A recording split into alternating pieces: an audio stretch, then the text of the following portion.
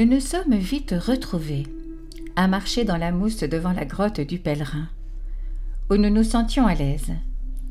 Puis arrivés à l'intérieur, nous nous sommes littéralement endormis, épuisés par toutes les émotions du jour. Ce n'est que le lendemain matin, au petit déjeuner, que j'étais en mesure de me concentrer à nouveau sur les plans que notre hôte avait prévus.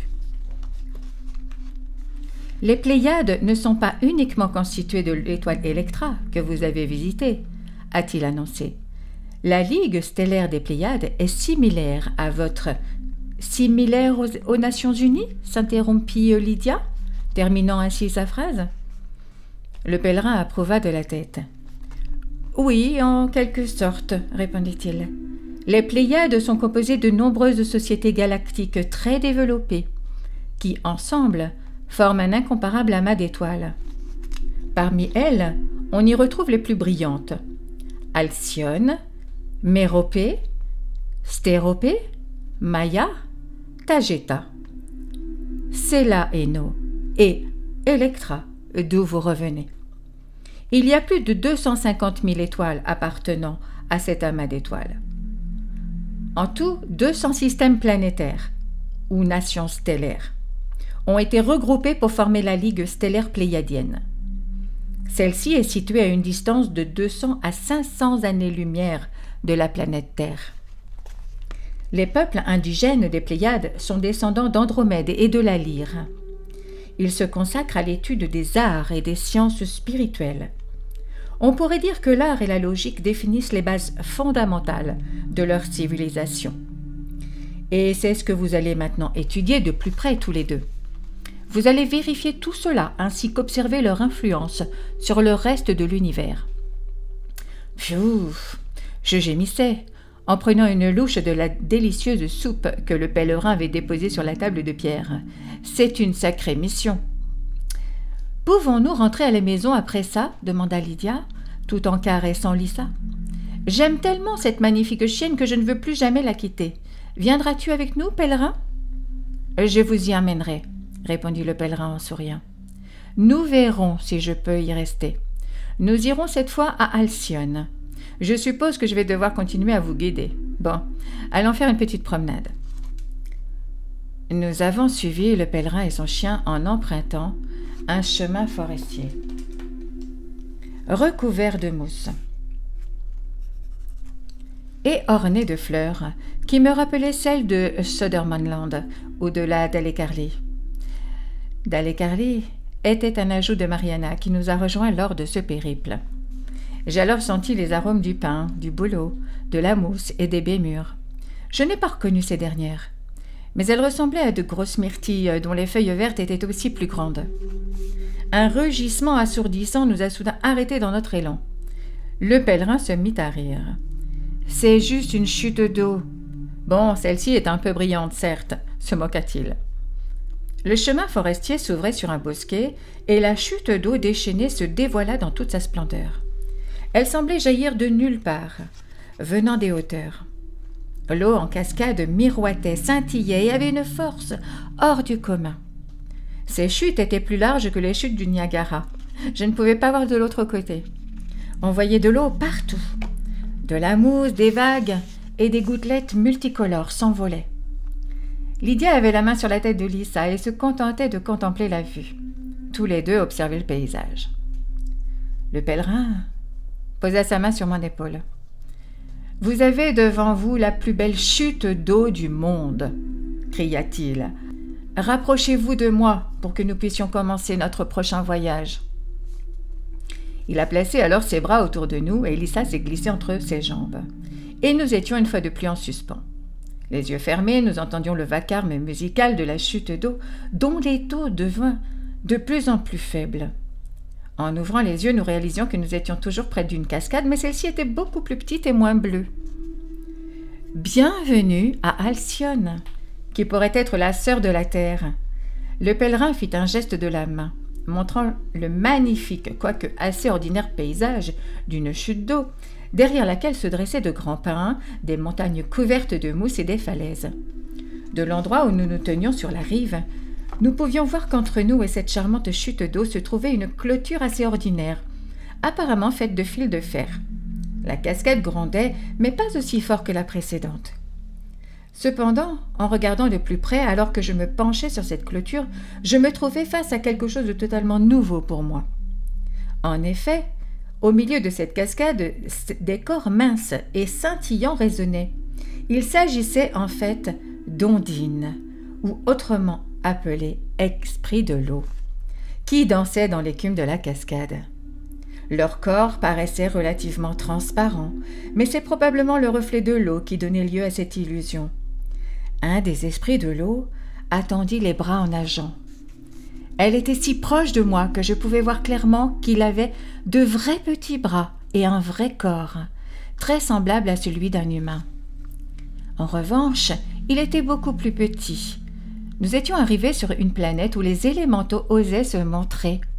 Dans un grand pin, derrière le pèlerin, je pouvais voir un espiègle faune qui s'agitait avec enthousiasme. Un peu plus loin, des centaures galopaient et faisaient la course. Nous avons remarqué un jeune garçon troll, endormi, couché dans la mousse, alors que nous nous dirigions vers le chemin forestier qui s'éloignait au loin.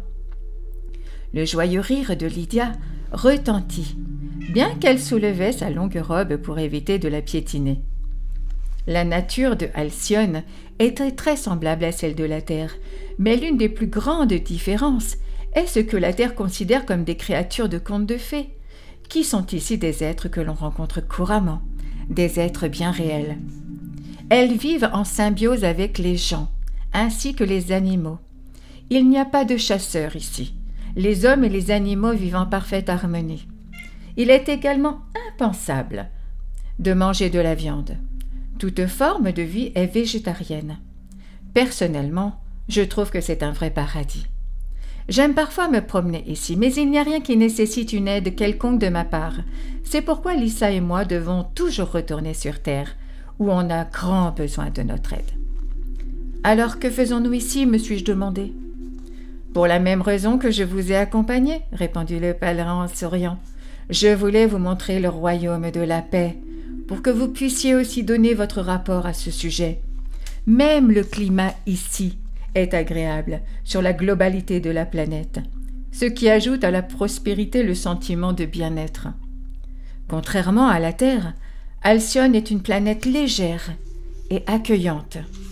Les habitants d'Halcyone sont allés aussi loin que nécessaire dans leur invention, sans avoir perturbé ce que la nature avait prévu pour les plantes et la faune. Pan adore notre planète et y est un visiteur fréquent. Est-ce qu'il croit en Dieu ici également ? Se demanda Lydia, sans cesse intéressée par tout ce que le pèlerin avait à dire. Je vais vous montrer une de leurs églises, pour que vous puissiez vous en rendre compte par vous-même, répondit le pèlerin. Nous venions de sortir du bois, et il y avait devant nous ce que je peux décrire comme un petit village. Nous pouvions voir un certain nombre de petites maisons de taille modeste. Toutes les maisons étaient envahies de plantes à fleurs, avaient des toits recouverts de mousse et de nombreuses fenêtres. En fait, elles rappelaient le style le plus primitif des chalets d'été, communément construits en Suède au début du XXe siècle, bien que ces derniers n'aient naturellement pas autant de fenêtres. Au premier coup d'œil, on ne se doutait pas qu'elles étaient tout sauf primitives. Le pèlerin a déclaré « Entrons ». Nous l'avons suivi de très près, puis nous nous sommes arrêtés et avons regardé fixement. 5 personnes étaient assises à une table en bois grossièrement sculptée, mangeant quelque chose qui ressemblait à de la bouillie ou à un plat de céréales avec des épices. Il y avait un homme, une femme, tenant un bébé, ainsi qu'un garçon et une fille âgés de 7 à 10 ans. L'homme s'est levé lorsque nous sommes entrés. En voyant le pèlerin, il l'a embrassé chaleureusement. Comme d'habitude, nous avons pu comprendre la langue locale. « Bienvenue, cher pèlerin » dit chaleureusement l'homme court et trapu, qui aurait pu facilement être un fermier suédois. Il ne ressemblait certainement pas à un extraterrestre venu de l'espace. 3 chats étaient assis en rang sur l'un des rebords de la fenêtre. Ils avaient l'air légèrement différents de nos chats. Ceux-là avaient à la fois une queue et des oreilles plus longues. Aussi, 2 des chats étaient plus grands que leurs cousins sur Terre, tandis que le 3e était plutôt plus petit. Tous les 3 étaient d'un ambre tacheté. « Je dois rentrer chez moi en Angleterre, » murmura Lydia. « Ou en Suède, » lui répondis-je en souriant. Les gens étaient comme nous, avec des maisons comme les nôtres. Même les chats étaient les chats de chez nous, enfin presque. Nous nous sentions vraiment dans notre environnement comme à la maison. Cependant, je n'ai pas vu d'appareil électroménager terrestre, bien que la nourriture puisse sembler bien chaude. En fait, il n'y avait ni cuisinière, ni four, ni cheminée d'aucune sorte à voir. Le pèlerin a évidemment remarqué notre désarroi, tandis que nous sourions poliment, et hochant la tête à tous ceux qui se trouvaient à table. Le plus petit des chats sauta du rebord de la fenêtre et se faufila près de Lydia et Lissa. Le chien a donné au chat une petite lèche. « Comment cuisinez-vous votre nourriture » demanda Lydia, ne pouvant s'empêcher de poser la question. Tout à coup, 3 chaises vides sont apparues à la table pour que nous puissions nous asseoir. À ce moment, la maîtresse de maison a ouvert la bouche pour parler, tout en essuyant le visage du bébé. « Cuisiner de la nourriture ?» répondit-elle d'un ton interrogateur. « Nous créons simplement notre nourriture et ensuite nous la mangeons. Les aliments créés sont consommés partout sur notre planète. Nous la créons nous-mêmes, comme on nous l'a enseigné depuis le tout début. On dirait que vous venez de cette planète barbare qu'est la Terre. » La femme du jeune agriculteur a un peu ri. Elle était très jolie et avait des cheveux blonds et ondulés qui sortaient de son chapeau blanc. Elle portait une robe à fleurs très séduisante. Elle a couché le bébé dans le berceau qui se trouvait à côté d'elle, puis a posé sur la table un récipient contenant le même genre de plat céréales que celui que la famille avait mangé. Assiette, verre et couvert apparurent aussitôt. Nous avons poliment goûté le porridge, puis nous en avons pris un peu plus, et nous avons finalement tout mangé. C'était absolument délicieux. Je n'avais jamais goûté un tel porridge auparavant. En fait, délicieux n'était pas le mot, c'était divin. Bien que là-haut, rien n'ait le goût de rien, bien sûr. Je ne pense pas avoir mangé quelque chose de si bon dans ma vie, et Lydia confirma. Ça fondait dans la bouche et laissait un arrière-goût exquis sans pareil. Il est impossible de le restituer, avec les quelques mots que j'ai à disposition. Le fait que nous ayons pu apprécier cette nourriture à ce point a confirmé que nous étions dans notre corps physique ordinaire. « Vous vouliez visiter notre église ?» dit le fermier en riant joyeusement. « Eh bien, c'est ce que vous faites en ce moment. Notre maison est une église. Nous avons aussi des bâtiments dans lesquels tous ceux qui vivent ici se réunissent occasionnellement. Nous organisons des réunions, soit pour discuter ou décider de ce que nous pensons de certains problèmes de la communauté, soit simplement pour des réunions sociales avec de la musique, de la danse et des chants.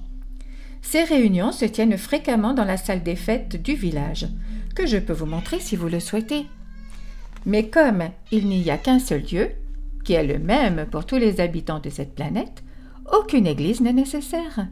Dieu existe autant en nous qu'à l'extérieur.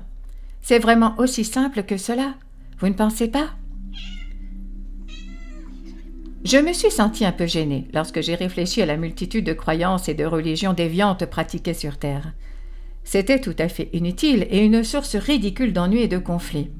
La Terre ne serait-elle pas un bien meilleur endroit avec beaucoup plus d'amour, si seulement on y appliquait le même raisonnement ?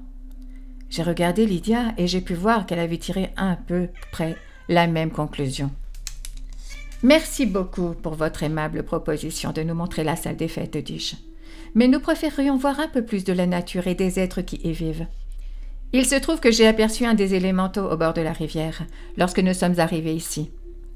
Ils mènent des vies en parallèle avec nous et sont les meilleurs voisins qui soient, a dit le fermier dont le nom était Éjure. Et sa femme s'appelait Nia. Ils peuvent raconter des histoires à tous les enfants qui aiment les contes de fées, a-t-il poursuivi. C'est avec un grand regret que nous devons continuer notre voyage, s'est exclamé le pèlerin. Rien ne m'aurait plu que de rester, mais le pèlerin savait ce qui nous attendait, et nous avions confiance en sa décision. Nous avons fait nos adieux à cette accueillante famille de fermiers et nous sommes partis dans les bois. Et Jour et Neya ont souligné que nous étions les bienvenus chez eux, avant de repartir de cette planète. Ce n'est pas comme cela partout, n'est-ce pas ? Demanda Lydia à notre amie. La famille que vous venez de rencontrer est typique des habitants de Halcyon, a répondu le pèlerin. Il n'y a pas de plus grande ville ici, juste beaucoup de petits villages, très semblables à celui que nous venons de visiter. Ils ne sont pas tout à fait identiques, mais il n'y a pas grand-chose qui les distingue. Nous nous sommes alors contentés de nous plonger dans les profondeurs des murmures et des fredonnements des ombres de la forêt, alors que la fin de la journée pointait le bout de son nez.